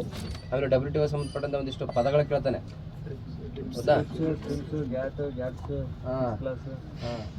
ಎಲ್ಲರದು ಹೇಳಲ್ಲ ನಾಳೆ ಇನ್ನೊಂದು ಮುಂದೆ ಹೇಳ್ಬೇಕು ನೀನು ಹೇಳ್ಬೇಕು ಯಾವ ಗ್ಯಾಟ್ ಹೋಮ್ವರ್ಕ್ ಇದೆ ನನಗೆ ಗ್ಯಾಟ್ ಆಮೇಲೆ ಗ್ಯಾಟ್ಸ್ ಟ್ರಿಪ್ಪು ಟ್ರಿಮ್ಸ್ ಆಮೇಲೆ ಪೀಸ್ ಕ್ಲಾಸ್ ಮತ್ತು ಅಗ್ರಿಮೆಂಟ್ ಆನ್ ಅಗ್ರಿಕಲ್ಚರ್ ಇದು ಇಂಪಾರ್ಟೆಂಟಾ ಅಗ್ರಿಮೆಂಟ್ ಆನ್ ಅಗ್ರಿಕಲ್ಚರ್ ಹೌದಾ ಇವೆಲ್ಲ ಪದಗಳು ಎದಕ್ಕೆ ಸಂಬಂಧ ಕೇಳ್ತಾನೆ WTO. ಸೊ ಅದ್ರ ಬಗ್ಗೆ ಡೀಟೇಲ್ಸ್ ಆಗಿ ಆ ಪದಗಳು ಏನು ಏನು ಸೂಚಿಸ್ತಾವೆ ಅದು ಎದಕ್ಕೆ ಸಂಬಂಧಪಟ್ಟಂತ ಎಲ್ಲ ಡೀಟೇಲ್ಸ್ ಆಗಿ ಹೋದ್ರೆ ಇನ್ನೊಂದು ಕ್ಲಾಸ್ ಆಗ್ತೈತಿ ಅದು ಆಮೇಲೆ ನೋಡೋಣ ಅಂತ. ಈಗ ಇಲ್ಲೇನು ಕೇಳಿದ ಕ್ವಶನ್ ಅಂತಂದ್ರೆ ಅಗ್ರಿಮೆಂಟ್ ಆನ್ ಅಗ್ರಿಕಲ್ಚರ್ ಬಗ್ಗೆ ಕೇಳಿದಾನೆ. ಅಗ್ರಿಮೆಂಟ್ ಆನ್ ಅಗ್ರಿಕಲ್ಚರ್ ಏನಿದೆ ಅಗ್ರಿಮೆಂಟ್ ಆನ್ ಅಗ್ರಿಕಲ್ಚರ್ ಯಾವ ಬಂದೈತಿ ಯಾವಾಗ ಜಾರಿ ಆಗೈತೆ ಇದರ 3 ಅಂಶಗಳು ಯಾವುವು? ನೋಡಿ ಅಗ್ರಿಮೆಂಟ್ ಆನ್ ಅಗ್ರಿಕಲ್ಚರ್ ಯಾವಾಗ ಆಯ್ತು ಅಂದ್ರೆ 1995 ಜನವರಿ 1ಕ್ಕೆ ಆರಂಭ ಆಗೈತಿ ಇದು. ಸೊ ಅವಾಗೆ ಜಾರಿ ಆಗೈತಿ ಇದು ಒಪ್ಪಂದ. ಈ ಒಪ್ಪಂದದಲ್ಲಿ 3 ಅಂಶಗಳು ಪ್ರಮುಖವಾಗಿ ಬರ್ತಾವೆ. 3 ಅಂಶಗಳು ಯಾವ್ಯಾವು? ಮಾರುಕಟ್ಟೆ ಪ್ರವೇಶ ಅವಕಾಶ ಹೌದಾ ಮಾರುಕಟ್ಟೆ ಪ್ರವೇಶ ಅವಕಾಶ ಮಾರ್ಕೆಟ್ ಆಕ್ಸೆಸ್ ಅಂತ ಕರಿತೀವಿ. ಅದಾದ್ಮೇಲೆ ರಫ್ತು ಸಹಾಯಧನಗಳು ಮತ್ತೆ ಇನ್ನೊಂದು ಯಾವುದು? ದೇಶೀಯ ಬೆಂಬಲ 3 ಅಂಶಗಳನ್ನು ಆಧರಿಸೈತಿ. ಯಾವುದು? ಕೃಷಿ ಮೇಲಿನ ಒಪ್ಪಂದ ಅಗ್ರಿಮೆಂಟ್ ಆನ್ ಅಗ್ರಿಕಲ್ಚರ್ 3 ಅಂಶಗಳು ಬರ್ತವೆ. 3 ಅಂಶಗಳು ಯಾವ ಅಂತಲೂ ಕೇಳಿದಾನೆ. ಅವು 3 ನೆನ್ಪಿಟ್ರಿ. ಮಾರುಕಟ್ಟೆ ಪ್ರವೇಶ ಅವಕಾಶ, ದೇಶೀಯ ಬೆಂಬಲ, ಇನ್ನೊಂದು ಯಾವುದು? ರಫ್ತು ಸಹಾಯಧನಗಳು. ಸೊ ಮಾರುಕಟ್ಟೆ ಪ್ರವೇಶ ಅವಕಾಶ ಅಂದರೆ ಸೊ ರಫ್ತು ಆಮದುಗಳೇನಾಗಬೇಕು ಈಸಿಯಾಗಿ ಆಕ್ಸೆಸ್ ಆಗಬೇಕು ಬೇರೆ ರಾಷ್ಟ್ರಗಳಿಗೆ. ಅಂದರೆ ಆ ಒಂದು WTO ಸದಸ್ಯ ರಾಷ್ಟ್ರಗಳದಾವಲ್ಲ ಎಷ್ಟದ ಟೋಟಲ್? WTO ಒಟ್ಟು ಸದಸ್ಯ ರಾಷ್ಟ್ರಗಳು 166 ಅದಾವ. 66ನೇ ಲಿಸ್ಬೆ ಅಂತ ಹೇಳಿದ್ದು ತೈಮೂರ್ ಲಿಸ್ಬೆ. ನೋಡ್ರಿ ಟೋಟಲ್ ಎಷ್ಟು ರಾಷ್ಟ್ರಗಳದ ನೋಡ್ರಿ. ಆ ಒಟ್ಟು ರಾಷ್ಟ್ರಗಳಿಗೆ ಅನ್ವಯ ಆಗ್ತೈತಿ. ಇದು ಇಂಪಾರ್ಟೆಂಟ್ ಇದು. ಕೃಷಿ ಮೇಲಿನ ಒಪ್ಪಂದ ಏನೈತಲ್ಲ 166 ನೋಡಪ್ಪ. WTOನ ಒಟ್ಟು ಸದಸ್ಯ ರಾಷ್ಟ್ರಗಳು 166 ಹೌದಾ. ಆ 166 ರಾಷ್ಟ್ರಗಳ ಮಧ್ಯೆ ಏನು ವ್ಯಾಪಾರ ಒಪ್ಪಂದ ಆಗ್ತೈತಿಲ್ಲ. ಸೊ ರಫ್ತು ಆಮದುಗಳು ಏನಾಗಬೇಕು ಈಸಿಯಾಗಿ ಆಕ್ಸೆಸ್ ಆಗ್ಬೇಕು ಅಂತ ಹೇಳ್ತೀವಿ. ಮತ್ತು ಆ ಒಂದು ರಫ್ತು ಆಮದಿಗೆ ಸಂಬಂಧಿಸಿದ ಒಂದಿಷ್ಟು ನಿಯಮಗಳದಾವ ಈ ಒಪ್ಪಂದದಲ್ಲಿ ಬರ್ತಾವೆ. ಇನ್ನು ರಫ್ತು ಸಹಾಯಧನಗಳಂತ ಕೇಳಿದ್ರೆ ನಮ್ಮ ದೇಶದಲ್ಲಿ ಬೆಳೀತಕ್ಕಂಥ ಏನೇ ರೈತರು ಬೆಳೆದಿರುವಂಥ ಸರಕು ಸೇವೆಗಳು ಏನಾದವಲ್ಲ ಅವು ಬೇರೆ ದೇಶಕ್ಕೆ ಎಕ್ಸ್ಪೋರ್ಟ್ ಆಗಬೇಕಾದ್ರೆ ಒಂದಿಷ್ಟು ಪ್ರೋತ್ಸಾಹಧನವನ್ನು ಕೊಡಬೇಕು ಹೌದಾ. ಈಗ ನಮ್ಮ ಭಾರತದಲ್ಲಿ ಅಪೇದ ಅಂತ ಅಪೇಡ ಅಂತ ಕರಿತೀವಲ್ಲ. ಅಪೇಡ ಏನು ಕೆಲಸ ಮಾಡ್ತೈತಿ? ರೈತರು ಬೆಳೆದಿರೋಂತಹ ತರಕಾರಿ ಆಗಲಿ ಅಥವಾ ಹಣ್ಣಾಗಲಿ ವೆಜಿಟೇಬಲ್ಸ್ಗಳ ಏನೇ ಇರಲಿ ಅವೇನು ಮಾಡ್ತವಪ್ಪ ಅಂದ್ರೆ ಬೇರೆ ರಾಷ್ಟ್ರಗಳಿಗೆ ರಫ್ತು ಮಾಡೋದಕ್ಕೆ ಸಹಾಯ ಮಾಡ್ತವೆ ಹೌದಾ. ಆ ರೀತಿ ರಫ್ತಿಗೆ ಸಹಾಯಧನ ಕೊಡುವಂಥದ್ದೇ ಈ ಅಗ್ರಿಮೆಂಟ್ ಆನ್ ಅಗ್ರಿಕಲ್ಚರಲ್ಲಿ ಬರ್ತೈತಿ. 2ನೇದು. ಇನ್ನು 3ನೇದು ಯಾವುದಪ್ಪ ಅಂದರೆ ದೇಶೀಯ ಬೆಂಬಲ. ಸೊ ದೇಶೀಯ ಬೆಂಬಲ ಅಂತಂದರೆ ಸರ್ಕಾರಗಳು ಏನು ಮಾಡಬೇಕು? ರೈತರಿಗೆ ಸಹಾಯಧನ ಕೊಡಬೇಕು, ಸಬ್ಸಿಡಿಗಳನ್ನು ಕೊಡಬೇಕು. ಆ ದೇಶೀಯ ಬೆಂಬಲದಲ್ಲಿ ಸಬ್ಸಿಡಿಗಳು ಕೊಡ್ತಾರಲ್ಲ, ಸಬ್ಸಿಡಿಯಲ್ಲಿ 3 ಟೈಪ್ಸ್ ಬರ್ತವೆ. ಅವನ್ನೇನಂತ ಕರಿತೀವಿ ಅಂದರೆ ಆಂಬರ್ ಬಾಕ್ಸು, ಬ್ಲೂ ಬಾಕ್ಸು ಮತ್ತು ಗ್ರೀನ್ ಬಾಕ್ಸ್ ಅಂತ ಕರಿತೀವಿ. ಅವೇನಪ್ಪ ಅಂತ ಕೇಳಿದ್ರೆ ಅವೆಲ್ಲ ಸಬ್ಸಿಡಿಗಳು. ಅದರಲ್ಲಿ ಅಗ್ರಿಕಲ್ಚರ್ಗೆ ಸಂಬಂಧಪಟ್ಟಂಥ ಸಬ್ಸಿಡಿ ಯಾವುದು ಅಂತ ಕೇಳ್ತಾನೆ. ಯಾವುದು? ಆಂಬರ್ ಬಾಕ್ಸ್ ಇಂಪಾರ್ಟೆಂಟ್ ಅದು ಹೌದಾ. ಈ ದೇಶೀಯ ಬೆಂಬಲ ಅಂತಂದರೆ ದೇಶೀಯ ಬೆಂಬಲದಲ್ಲೇ ಏನು ಮಾಡ್ತಾರೆ? ಸರ್ಕಾರಗಳು ಪ್ರೋತ್ಸಾಹಧನವನ್ನು ಕೊಡ್ತಾರೆ ರೈತರಿಗೆ. ಆ ಪ್ರೋತ್ಸಾಹಧನ ಅಥವಾ ಸಬ್ಸಿಡಿ ಅಂತ ಕರಿತೀವಿ. ಆ ಸಬ್ಸಿಡಿಯಲ್ಲೇ ಮತ್ತೆ 3 ಟೈಪ್ಸ್ ಬರ್ತವೆ. ಆಂಬರ್, ಬ್ಲೂ, ಇನ್ನೊಂದು ಗ್ರೀನ್ ಅಂತ ಹೇಳಿ. ಇದರಲ್ಲಿ ಕೃಷಿಗೆ ಸಂಬಂಧಪಟ್ಟಂಥ ಸಬ್ಸಿಡಿ ಯಾವುದು ಅಂತ ಕೇಳ್ತಾನೆ? Amber box. ಆಮೇಲೆ ಇದರಲ್ಲಿ ಬ್ಯಾಡ್ ಸಬ್ಸಿಡಿಗಳು ಮತ್ತು ಗುಡ್ ಸಬ್ಸಿಡಿಗಳು ಅಂತ ಇರ್ತವೆ ಹೌದಾ. ಗುಡ್ ಸಬ್ಸಿಡಿ ಯಾವುದು? Green box. Bad subsidy amber box ಹೌದಾ. ಇನ್ನು ಇದರಲ್ಲಿ ಷರತ್ತು ಒಳಗೊಂಡಿರ್ತಕ್ಕಂಥ ಸಬ್ಸಿಡಿ ಯಾವುದು? ಸೊ ಒಂದಿಷ್ಟು ಕಂಡೀಷನ್ಸ್ ಅಪ್ಲೈ ಮಾಡ್ತಾರೆ, ಸಪೋರ್ಟ್ ಮಾಡ್ತಾರೆ, ಸಬ್ಸಿಡಿ ಕೊಡ್ತಾರೆ ಬೆಳೆಯೋದಕ್ಕೆ. ಆದರೆ ಇಷ್ಟೇ ಬೆಳಿಬೇಕಂತೇಳಿ ಲಿಮಿಟ್ ಹಾಕ್ತಾರೆ. ಯಾವ ಬಾಕ್ಸ್ ಅದು? ಬ್ಲೂ ಬಾಕ್ಸ್ ನೋಡಿ. ಯಾವುದು? ಬ್ಲೂ ಬಾಕ್ಸ್ ಇಂಪಾರ್ಟೆಂಟಾ. ಅಂದರೆ ಈಗ ರೈತರಿಗೆ ಏನು ಮಾಡ್ತಾರೆ? ಸಿರಿಧಾನ್ಯಗಳು ಬೆಳೆಯೋದಕ್ಕೆ ಈಗ ಜಾಸ್ತಿ ಪ್ರೋತ್ಸಾಹ ಕೊಡ್ತಾರೆ ಹೌದಿಲ್ಲ. ಈ ಸಿರಿಧಾನ್ಯ ಬೆಳೆ ಅಂತ ಹೇಳ್ತಾರೆ. ಆದರೆ ನೀವು ಇಷ್ಟೇ ಎಕರೆಯಲ್ಲಿ ಬೆಳಿಬೇಕಂತೇಳಿ ಕಂಡೀಷನ್ ಹಾಕ್ತಾರೆ. ಬೆಳೆಯೋದಕ್ಕೆ ಪ್ರೋತ್ಸಾಹ ಕೊಡ್ತಾರೆ, ಕಂಡೀಷನ್ ಹಾಕ್ತಾರೆ. ಅಂಥ ಸಬ್ಸಿಡಿ ಯಾವುದಪ್ಪ ಅಂತಂದರೆ ಬ್ಲೂ ಬಾಕ್ಸ್. ಇನ್ನು ಪರಿಸರಕ್ಕೆ ಸಂಬಂಧಪಟ್ಟಂಥ ಸಬ್ಸಿಡಿ ಯಾವುದಪ್ಪ ಅಂದರೆ ಗ್ರೀನ್ ಬಾಕ್ಸ್. ಇನ್ನು ಬ್ಯಾಡ್ ಸಬ್ಸಿಡಿ ಯಾವುದು ಅಂತ ಕೇಳ್ತಾನೆ? Amber box. ಯಾಕೆ ಬ್ಯಾಡ್ ಸಬ್ಸಿಡಿ ಅಂತಂದರೆ ಇಲ್ಲೇನಾಗ್ತೈತಿ? ಆ ಒಂದು ಬೆಳೆಯ ಹೆಚ್ಚಿಗೆ ಬೆಳೀತಕ್ಕಂಥ ಅವಶ್ಯಕತೆ ಇರೋದಿಲ್ಲ. ಮಾರ್ಕೆಟಲ್ಲಿ ಅಷ್ಟು ಡಿಮ್ಯಾಂಡ್ ಇರೋಂಗಿಲ್ಲ ಆ ಬೆಳೆಗೆ. ಅಂದರೂ ಕೂಡ ಆ ಬೆಳೆ ಹೆಚ್ಚಿಗೆ ಬೆಳಿಬೇಕಂತ ತಿಳಿಸಿದ್ರೆ ಸರ್ಕಾರಗಳು ಏನು ಮಾಡ್ತವೆ? ಸಬ್ಸಿಡಿ ಕೊಡ್ತವೆ. ಇದರಿಂದ ಅವರು ರೈತರು ಜಾಸ್ತಿ ಬೆಳೆಗಳು ಬೆಳೀತಾರೆ, ಅದಕ್ಕೆ ಬೆಲೆ ಇಲ್ಲದಂಗೆ ಆಗ್ತೈತಿ. ಸೊ ಎಲ್ಲರೂ ಒಂದೇ ಬೆಳೆಯನ್ನು ಬೆಳೆದ್ರೆ ರೇಟ್ ಕಡಿಮೆ ಇರ್ತೈತೆ ಅದಕ್ಕೆ ಹೌದಿಲ್ಲ. ಬೇರೆ ಬೇರೆ ಬೆಳೆದ್ರೆ ಅಥವಾ ಆ ಮಾರ್ಕೆಟ್ ಡಿಮ್ಯಾಂಡ್ ಏನಿರ್ತೈತಲ್ಲ, ಎಷ್ಟು ಇರ್ತೈತಲ್ಲ ಅಷ್ಟೇ ಬೆಳೆದ್ರೆ ಅದಕ್ಕೆ ವ್ಯಾಲ್ಯೂ ಇರ್ತೈತೆ. ಸೊ ಜಾಸ್ತಿ ಆದರೆ ಅದಕ್ಕೆ ಬೆಲೆ ಇರೋಂಗಿಲ್ಲ. ಸೊ ಈ ಸಬ್ಸಿಡಿ ಏನೈತಲ್ಲ ಇದು ಆಂಬರ್ ಬಾಕ್ಸ್. ಸೊ ಇದು ಹೆಚ್ಚಿಗೆ ಬೆಳೆಯೋದಕ್ಕೆ ಅವಕಾಶ ಕೊಡ್ತೈತಿ. ಹಾಗಾಗಿ ಇದನ್ನೇನಂತ ಕರಿತೀವಿ ಅಂದರೆ ಬ್ಯಾಡ್ ಸಬ್ಸಿಡಿ ಅಂತ ಕರಿತೀವಿ. ಜಾಗತಿಕ ವ್ಯಾಪಾರ ಇದಕ್ಕೆ ಗ್ಲೋಬಲ್ ಟ್ರೇಡ್ಗೆ ಎಫೆಕ್ಟ್ ಆಗ್ತಕ್ಕಂಥ ಸಬ್ಸಿಡಿ ಯಾವುದು ಅಂತ ಕೇಳಿದ್ರೆ ಆಂಬರ್ ಬಾಕ್ಸ್ ಇಂಪಾರ್ಟೆಂಟ್. ಅವು ಆಂಬರ್ ಬಾಕ್ಸು, ಬ್ಲೂ ಬಾಕ್ಸು, ಅವೇನು ಗ್ರೀನ್ ಬಾಕ್ಸ್, ಬ್ಯಾಗ್ ಅಂತ ನೆನ್ಪಿಟ್ರಿ, ಬ್ಯಾಗ್ ಕೂಡ ಅವೆಲ್ಲ ಬಾಕ್ಸ್ಗಳು ಎದರಲ್ಲಿ ಬರ್ತಾವೆ ಅಂತ ಕೇಳಿದ್ರೆ ದೇಶೀಯ ಬೆಂಬಲ ಅಂಶದಲ್ಲಿ ಬರ್ತವೆ. ದೇಶೀಯ ಬೆಂಬಲ ಯಾವುದರ ಭಾಗ ಅಂತ ಕೇಳಿದ್ರೆ ಕೃಷಿ ಮೇಲಿನ ಒಪ್ಪಂದದ ಭಾಗ. ಕೃಷಿ ಮೇಲಿನ ಒಪ್ಪಂದ. ಕೃಷಿ ಮೇಲಿನ ಒಪ್ಪಂದ ಯಾವ ಯಾವ ಸಂಘಟನೆ ಸಂಪರ್ಕ ಅಂತ ಕೇಳ್ತಾನೆ? WTO. ಹೌದಾ? World trade organisation. ಯಾವಾಗ ಸ್ಥಾಪನೆ ಆಗಿತ್ತು WTO? ಎಲ್ಲಿಗೆ ಹೆಡ್ ಕ್ವಾರ್ಟರ್ ಐತೆ ಅದ್ರದ್ದು? ಜಿನೇವಾ. ನೆಕ್ಸ್ಟ್, ಪ್ರಾದೇಶಿಕ ಅಸಮತೋಲನ ನಿವಾರಣಾ ಉನ್ನತಾಧಿಕಾರ ಸಮಿತಿ 2000-2002 ಶಿಫಾರಸಿನಂತೆ ಅನುಷ್ಠಾನಗೊಂಡಿರುವಂಥ ಪ್ರಮುಖ ಕ್ರಮಗಳು ಯಾವ ಅಂತ ಕೇಳಿದಾನೆ. ಪ್ರಾದೇಶಿಕ ಅಸಮತೋಲನ ಸಮಿತಿ ಅಂತ ಬರುತ್ತಲ್ಲ ಒಂದು, DM ನಂಜುಂಡಪ್ಪ ಕಮಿಟಿ ಅಂತೇಳಿ, ಹೌದಿಲ್ಲ? 2000 ಬರ್ತೈತೆ. ವರದಿ ಕೊಟ್ಟಿದ್ದು 2002. ಇದು ಯಾಕೆ ನೇಮಕ ಆಗ್ತದೆ ಅಂತ ಕೇಳಿದ್ರೆ ಪ್ರಾದೇಶಿಕ ಅಸಮತೋಲನ ಸಮಿತಿ. ಪ್ರಾದೇಶಿಕ ಅಸಮತೋಲನ ಅಂತಂದ್ರೆ ಒಂದು ಪ್ರದೇಶಕ್ಕೂ ಇನ್ನೊಂದು ಪ್ರದೇಶಕ್ಕೂ ಅಸಮತೋಲನ ಆಗೋದು. ಎಲ್ಲಿ ಅಸಮತೋಲನ ಆಗೋದು ಅಂತಂದ್ರೆ ಸಾಮಾಜಿಕವಾಗಿ, ಆರ್ಥಿಕವಾಗಿ ಮತ್ತು ಶೈಕ್ಷಣಿಕವಾಗಿ. ಸಾಮಾಜಿಕ, ಆರ್ಥಿಕ, ಶೈಕ್ಷಣಿಕ ಕ್ಷೇತ್ರದಲ್ಲಿ ಒಂದು ಪ್ರದೇಶದಿಂದ ಇನ್ನೊಂದು ಪ್ರದೇಶಕ್ಕೆ ವ್ಯತ್ಯಾಸ ಆಗೋದು, ಅಸಮತೋಲನ ಆಗೋದು. ಹೌದಾ? ಉತ್ತರ ಕರ್ನಾಟಕ, ದಕ್ಷಿಣ ಕರ್ನಾಟಕ ಅಂತ. ಸೊ ಉತ್ತರ ಕರ್ನಾಟಕ ಏನಾಗೈತಿ? ಸ್ವಲ್ಪ ಹಿಂದುಳಿದೈತಿ. ಯಾವುದರಲ್ಲಿ? ಸಾಮಾಜಿಕವಾಗಿ ಹಿಂದುಳಿದೈತಿ, ಶಿಕ್ಷಣದಲ್ಲಿ ಹಿಂದುಳಿದೈತಿ, ಆಮೇಲೆ ಆರ್ಥಿಕವಾಗಿ ಕೂಡ ಹಿಂದುಳಿದೈತಿ. ಅದಕ್ಕೆ ದಕ್ಷಿಣ ಕರ್ನಾಟಕ ಕಂಪೇರ್ ಮಾಡಿದ್ರೆ ಅವರು ಸ್ವಲ್ಪ ಮುಂದುವರೆದಾರೆ ಈ ಕ್ಷೇತ್ರದಲ್ಲಿ. ಸೊ ಇದೇನೇ ಏನಂತ ಕರಿತೀವಿ ಅಂತಂದ್ರೆ ಅಸಮತೋಲನ. ಯಾವ ರೀತಿಯ ಅಸಮತೋಲನ ಅಂತ ಕೇಳಿದ್ರೆ ಪ್ರಾದೇಶಿಕ ಅಸಮತೋಲನ. ಪ್ರಾದೇಶದಿಂದ ಪ್ರದೇಶ, ಉತ್ತರ ಕರ್ನಾಟಕ ಮತ್ತು ದಕ್ಷಿಣ ಕರ್ನಾಟಕ. ಸೊ ಪ್ರದೇಶದಲ್ಲಿ ಅಸಮತೋಲನ ಆಗೈತೆ. ಇದು ಯಾವ ರೀತಿ ನಿವಾರಣೆ ಮಾಡ್ಬೇಕಂತೇಳಿ ಸ್ಟಡಿ ಮಾಡಿ ವರದಿ ಕೊಡೋ ಸಲುವಾಗಿ ಒಂದು ಕಮಿಟಿ ರಚನೆ ಆಗ್ತೈತೆ. ಅದನ್ನ DM ನಂಜುಂಡಪ್ಪ ಕಮಿಟಿ ಅಂತ ಕರಿತೀವಿ. DM Nanjundappa committee. ಆ ಕಮಿಟಿ ಹೆಸರು ಪ್ರಾದೇಶಿಕ ಅಸಮತೋಲನ ನಿವಾರಣಾ ಉನ್ನತಾಧಿಕಾರ ಸಮಿತಿ. ಅದರ ಅಧ್ಯಕ್ಷ ಯಾರು ಅಂತ ಕೇಳಿದ್ರೆ DM ನಂಜುಂಡಪ್ಪ. 2000 ಆಗ್ತದೆ. 2002 ವರದಿ ಕೊಡ್ತಾನೆ. ಸೊ ಯಾವ ಒಂದು ಎಷ್ಟು ಸೂಚಕಗಳನ್ನು ಬಳಸ್ತಾರೆ ಇದರಲ್ಲಿ ಅಂತ ಕೇಳ್ತಾರೆ. ಡಾಟಾ ಇಂಪಾರ್ಟೆಂಟ್ ಇದರಲ್ಲಿ. ಈ ಕಮಿಟಿ ಬಂದರೆ ಡಾಟಾ ಮತ್ತು ರೆಕಮೆಂಡೇಶನ್ಸ್ ಇಂಪಾರ್ಟೆಂಟ್. ಹೇಳ್ರಿ ಎಷ್ಟು? ಸಾಮಾಜಿಕ ಆರ್ಥಿಕ ಸೂಚಕಗಳಂತ ಕರಿತೀವಿ. ಎಷ್ಟು? 35. ಸಾಮಾಜಿಕ ಆರ್ಥಿಕ ಸೂಚಕಗಳಷ್ಟು 35. ಹೌದಾ? ಒಟ್ಟು ಎಷ್ಟು ತಾಲೂಕುಗಳು? 175. 175. ಇವನೇನು ಕಮಿಟಿ, ಈ ಕಮಿಟಿಲಿ ಏನು ರೆಕಮೆಂಡ್ ಮಾಡ್ತಾನಂತಂದ್ರೆ ಕರ್ನಾಟಕದಲ್ಲಿ 175 ತಾಲೂಕುಗಳು ಇದ್ವಲ್ಲ ಆ ಟೈಮಲ್ಲಿ 2000 ಸಂದರ್ಭದಲ್ಲಿ 175 ಇದ್ವು. ಆ 175 ತಾಲೂಕುಗಳಲ್ಲೇ 114 ತಾಲೂಕುಗಳು ಹಿಂದುಳಿದವ ಅಂತ ಹೇಳ್ತಾನೆ. ಶಿಕ್ಷಣದಲ್ಲಿ ಹಿಂದುಳಿದವ, ಆರ್ಥಿಕತೆಯಲ್ಲಿ ಹಿಂದುಳಿದವ, ಸಾಮಾಜಿಕವಾಗಿ ಕೂಡ ಹಿಂದುಳಿದವ ಅಂತ ಹೇಳ್ತಾನೆ. ಎಷ್ಟು? 114 ತಾಲೂಕು. ಹಿಂದುಳಿದ ತಾಲೂಕುಗಳನ್ನೇ ಮತ್ತೆ 3 ರೀತಿಯಲ್ಲಿ ವಿಂಗಡಿಸ್ತಾನೆ. ಹಿಂದುಳಿದ ತಾಲೂಕುಗಳು, ಅತಿ ಹಿಂದುಳಿದ ತಾಲೂಕುಗಳು ಮತ್ತು ಅತ್ಯಂತ ಹಿಂದುಳಿದ ತಾಲೂಕುಗಳು ಅಂತ ಮಾಡ್ತಾನೆ. ಹಿಂದುಳಿದ, ಅತಿ ಹಿಂದುಳಿದ, ಅತ್ಯಂತ ಹಿಂದುಳಿದ. ಅದರಲ್ಲಿ ಹಿಂದುಳಿದ ತಾಲೂಕುಗಳು 35, ಅತಿ ಹಿಂದುಳಿದ ತಾಲೂಕುಗಳು 40, ಅತ್ಯಂತ ಹಿಂದುಳಿದ ತಾಲೂಕುಗಳು 39 ಅಂತ ಮಾಡ್ತಾನೆ. 35, 40, 39 ತಾಲೂಕುಗಳು ಅಂತ ಮಾಡ್ತಾನೆ. ಟೋಟಲ್ ಎಷ್ಟು ಅದು? 114 ತಾಲೂಕುಗಳು. ಇನ್ನು ಉಳಿದವಾದವಲ್ಲ ಅವು ಮುಂದುವರೆದ ತಾಲೂಕುಗಳು ಅಥವಾ ಅಭಿವೃದ್ಧಿ ಹೊಂದಿದ ತಾಲೂಕುಗಳು ಅಂತೇಳಿ ಮಾಡ್ತಾನೆ. ಯಾರು? DM Nanjundappa.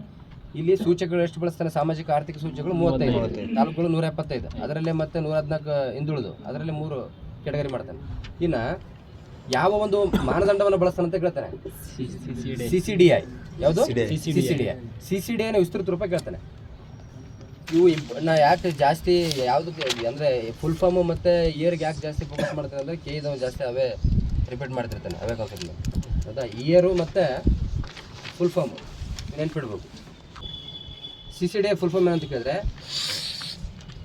ಕಂಪ್ರೆಹೆನ್ಸಿವ್ composite development index. ನೋಡಿ, CCDI comprehensive composite development index, CCDI. ಇನ್ನೊಂದು CDI ಅಂತ ಬರ್ತಿತ್ತು. CDI ಅಂತಂದರೆ ಕ್ಯೂಮುಲೇಟಿವ್ ಡೆಪ್ರಿವೇಷನ್ ಇಂಡೆಕ್ಸ್. CDI ಅಂತಂದರೆ ಕ್ಯೂಮುಲೇಟಿವ್ ಡೆಪ್ರಿವೇಷನ್ ಇಂಡೆಕ್ಸ್.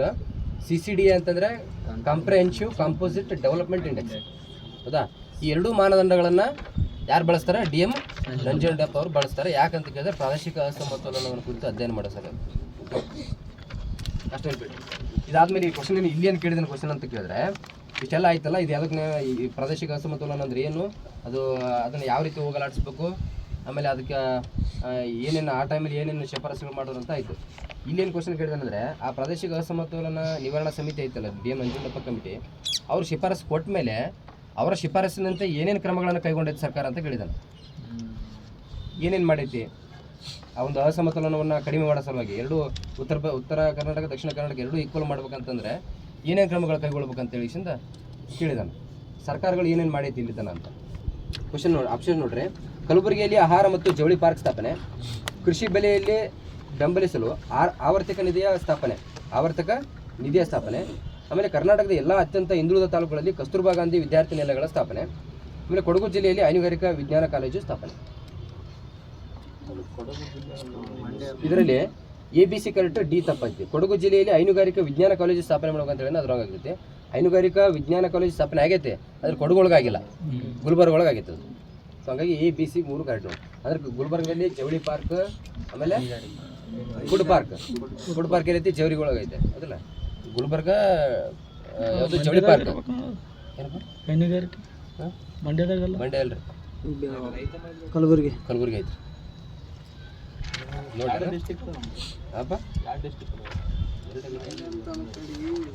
ಇಲ್ಲ ಇದು DM ನಂಜುಂಡಪ್ಪ ಅವ್ರದ್ದು ಇದೇ ತರ್ಸಣಿ ಅದಂದ್ರೆ ಬೇಡ ಕೊಟ್ಟು ನನ್ಬೇಕಾಯ್ತು.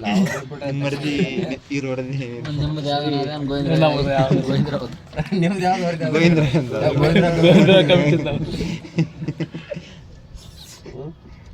ನೋಡ್ರಿ ಡೈರಿ ಸೈನ್ಸ್ ಕಾಲೇಜ್ ಗುಲ್ಬರ್ಗ ನೋಡ್ರಿ, ಅಥವಾ ಕಲಬುರಗಿ ಅಂತ ಕರಿತೀವಿ ಅದು. ನೋಡ್ರಿ ಯಾವ್ಯಾವ ಆಗ್ಯಾವ ಅಂತಂದ್ರೆ ಅಂದ್ರೆ 2000 ಮತ್ತು 2002 ಶಿಫಾರಸಿನಂತೆ ಕರ್ನಾಟಕದಲ್ಲಿ ಅದರ ಉತ್ತರ ಕರ್ನಾಟಕದಲ್ಲಿ ಏನೇನು ಇದಾಗ್ಯಾವ ಅಂತ ಕೇಳಿದ್ರೆ, ಒಂದು ಬಿಜಾಪುರದಲ್ಲಿ ಮಹಿಳಾ ವಿಶ್ವವಿದ್ಯಾಲಯ ಸ್ಥಾಪನೆ ಆಗೈತೆ. ಯಾರು ಶಿಫಾರಸಿನ ಮೇರೆಗೆ ಅಂತ ಕೇಳಿದ್ರೆ ಇವೆಲ್ಲ DM ನಂಜುಂಡಪ್ಪ ಶಿಫಾರಸು, DM ನಂಜುಂಡಪ್ಪ. ನೆಕ್ಸ್ಟ್ ಕಲಬುರಗಿ ಮತ್ತು ಧಾರವಾಡದಲ್ಲಿ ಹೈಕೋರ್ಟ್ ಇದಾವೆ ಏನೋ ವಿದ್ಯಾಪೀಠಗಳ ವಿದ್ಯಾಪೀಠ ಜ್ಞಾನಪೀಠ. ಕಲಬುರಗಿ ಮತ್ತು ಧಾರವಾಡದಲ್ಲಿ ಹೈಕೋರ್ಟ್ ಸಂಚಾರ ಪೀಠಗಳು. ನೆಕ್ಸ್ಟ್ ಕಲಬುರಗಿಯಲ್ಲಿ ಕೇಂದ್ರೀಯ ವಿಶ್ವವಿದ್ಯಾಲಯ ಸ್ಥಾಪನೆ, ಆಮೇಲೆ ಕಲಬುರಗಿ ಮತ್ತು ಹುಬ್ಬಳ್ಳಿಯಲ್ಲಿ IT ಪಾರ್ಕ್ ಸ್ಥಾಪನೆ. ಯಾವ IT ಪಾರ್ಕ್ ಕಲಬುರಗಿ ಮತ್ತು ಹುಬ್ಬಳ್ಳಿ. ಆಮೇಲೆ ಕಲಬುರಗಿಯಲ್ಲಿ ಫುಡ್ ಪಾರ್ಕ್, ಕಲಬುರಗಿಯಲ್ಲಿ ಜವಳಿ ಪಾರ್ಕ್ ಮತ್ತು ಏರ್ಪೋರ್ಟ್. ಕಲಬುರಗಿ ಏರ್ಪೋರ್ಟ್ ಆಗಿದ್ದಲ್ಲ, ಸೊ ಇದ್ರ ಶಿಫಾರಸು. ನೆಕ್ಸ್ಟ್ ಕೊಡಗಿನಲ್ಲಿ ಸೈನಿಕ ಶಾಲೆ ನೋಡ್ರಿ, ನೀವೇನು ಕೊಡಗಂದಿರಲ್ಲ, ಅದು ಸೈನಿಕ ಶಾಲೆ, ಸೈನಿಕ್ ಸ್ಕೂಲ್ ಆಗಿದೆ. ಇನ್ನು ಎಲ್ಲ 39 ಅತ್ಯಂತ ಹಿಂದುಳಿದ ತಾಲೂಕುಗಳಲ್ಲಿ ಕಸ್ತೂರ್ಬಾ ಗಾಂಧಿ ವಿದ್ಯಾರ್ಥಿ ನಿಲಯಗಳ ಸ್ಥಾಪನೆ. ಅತ್ಯಂತ ಹಿಂದುಳಿದ ತಾಲೂಕುಗಳು ಎಷ್ಟಿದ್ವು? 39. ಅತ್ಯಂತ ಹಿಂದುಳಿದ ತಾಲೂಕುಗಳಲ್ಲಿ ಏನು ಮಾಡಬೇಕು? ಕಸ್ತೂರ್ಬಾ ಗಾಂಧಿ ಲೇಡೀಸ್ ಹಾಸ್ಟೆಲ್ಗಳನ್ನು ಸ್ಥಾಪನೆ ಮಾಡಬೇಕು. Next dairy science college Gulbarga. Karnataka ಪಶು ವೈದ್ಯಕೀಯ ಮತ್ತು ಮೀನುಗಾರಿಕೆ ವಿಶ್ವವಿದ್ಯಾಲಯ ಬೀದರ್, ಸೊ ಇದರ ಶಿಫಾರಸೆ. ಹುಬ್ಬಳ್ಳಿ ಮುಂಬೈ ವಾಯುಯಾನ. ನೆಕ್ಸ್ಟ್ ಕೃಷಿ ಬೆಲೆಯನ್ನು ಬೆಂಬಲಿಸಲು ಆವರ್ತಕ ನಿಧಿಯ ಸ್ಥಾಪನೆ. ಆಮೇಲೆ ತೋಟಗಾರಿಕೆ ವಿಶ್ವವಿದ್ಯಾಲಯ ಬಾಗಲಕೋಟೆ, ಆಮೇಲೆ ತೋಟಗಾರಿಕಾ ಕಾಲೇಜ್ ಬೀದರ್, ಅಂದರೆ ತೋಟಗಾರಿಕಾ ಕಾಲೇಜ್ ಬೀದರ್ ಒಳಗೈತೆ, ತೋಟಗಾರಿಕಾ ವಿಶ್ವವಿದ್ಯಾಲಯ ಬಾಗಲಕೋಟೆ ಐತೆ. ಇವೆರಡು ಆದರ್ಶ ಶಿಫಾರಸೆ. ನೆಕ್ಸ್ಟ್ 38 ಸುಟ್ಟ ಮತ್ತು ಡಯಾಲಿಸಿಸ್ ವಾರ್ಡ್ಗಳ ಆರಂಭ. ಅಂದರೆ ಆ್ಯಸಿಡು ಅಥವಾ ಏನಾರ ಈ ಬೆಂಕಿ ಎತ್ತಿದಾಗ ಸ್ವಲ್ಪ ಚರ್ಮ ಸ್ಕಿನ್ ಸುಟ್ಟಾಗಿರ್ತದಲ್ಲ, ಅದಕ್ಕೆ ಡಯಾಲಿಸಿಸ್ಗೆ ಮತ್ತು ಅದರ್ ಟ್ರೀಟ್ಮೆಂಟ್ಗೆ ಒಂದು ಸ್ಪೆಷಲ್ ವಾರ್ಡ್ಗಳನ್ನು ಆರಂಭ ಮಾಡಿರ್ತಾರೆ. ನೆಕ್ಸ್ಟ್ ಧಾರವಾಡದ ಮಾನಸಿಕ ಆಸ್ಪತ್ರೆ.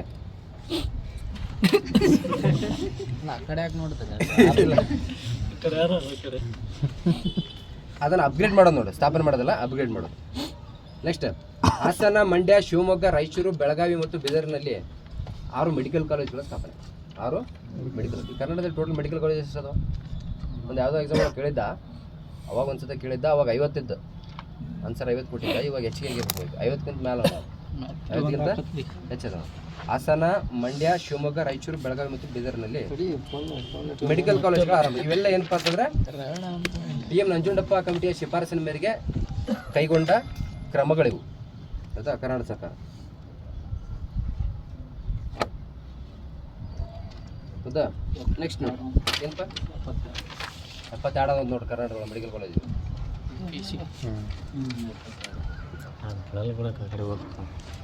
ನೆಕ್ಸ್ಟ್ ಈ ಕೆಳಗಿನ ಹೇಳಿಕೆಗಳನ್ನು ಪರಿಗಣಿಸಿ ಮತ್ತು ಕೆಳಗೆ ನೀಡಿರುವ ಸಂಕೇತಗಳನ್ನು ಬಳಸಿ ಸರಿಯಾದ ಉತ್ತರವನ್ನು ಆರಿಸಿ ಅಂತ ಹೇಳಿದರು. HDIನ ಸೂಚ್ಯಂಕದ ಮೌಲ್ಯವು 0 ನಿಂದ 100ರ ನಡುವೆ ಬದಲಾಗುತ್ತದೆ. HDIನ ಮೌಲ್ಯ ಮತ್ತು ಸ್ಥಾನಗಳ ಆಧಾರದಲ್ಲಿ ದೇಶಗಳನ್ನು 4 ವರ್ಗಗಳಲ್ಲಿ ವರ್ಗೀಕರಿಸಲಾಗಿದೆ. ಸೊ ಯಾವ ಹೇಳಿಕೆ ಸರಿಯಾಗಿದೆ? 1 ಹೇಳಿಕೆ, 2 ಹೇಳಿಕೆ ಸರಿ, 1 ಹೇಳಿಕೆ ತಪ್ಪು, 2 ಹೇಳಿಕೆ ಸರಿ, 2 ಹೇಳಿಕೆ ಸರಿ, 1 ಹೇಳಿಕೆ ತಪ್ಪು. ಒಂದೇ ತಪ್ಪಾ? ಒಂದೇದು ಯಾಕೆ ತಪ್ಪು? 0 to 1. ಎರಡನೇದು ಕರೆಕ್ಟಾ? 4 ವರ್ಗಗಳಲ್ಲಿ ವರ್ಗೀಕರಣ ಆಗೈತೆ. HDIನ ಸೂಚ್ಯಂಕದ ಮೌಲ್ಯ 0 to 100 ಅಂತ ಕೊಟ್ಟಾನ, ಅದು ರಾಂಗ್ ಆಗ್ತೈತಿ. 0 to 1 ನೋಡಿ.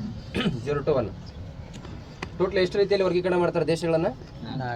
HDA ಮೌಲ್ಯ, HDA ಸೂಚ್ಯಂಕ ಬಿಡುಗಡೆ ಮಾಡ್ತಾರಲ್ಲ, ಸೊ HDA ಇಂಡೆಕ್ಸನ್ನು ಬಿಡುಗಡೆ ಮಾಡೋ ಟೈಮಲ್ಲಿ ದೇಶಗಳನ್ನು 4 ರೀತಿಯಲ್ಲಿ ವರ್ಗೀಕರಣ ಮಾಡ್ತಾರೆ. ಯಾವ 4 ಅಂತ ಕೇಳಿದ್ರೆ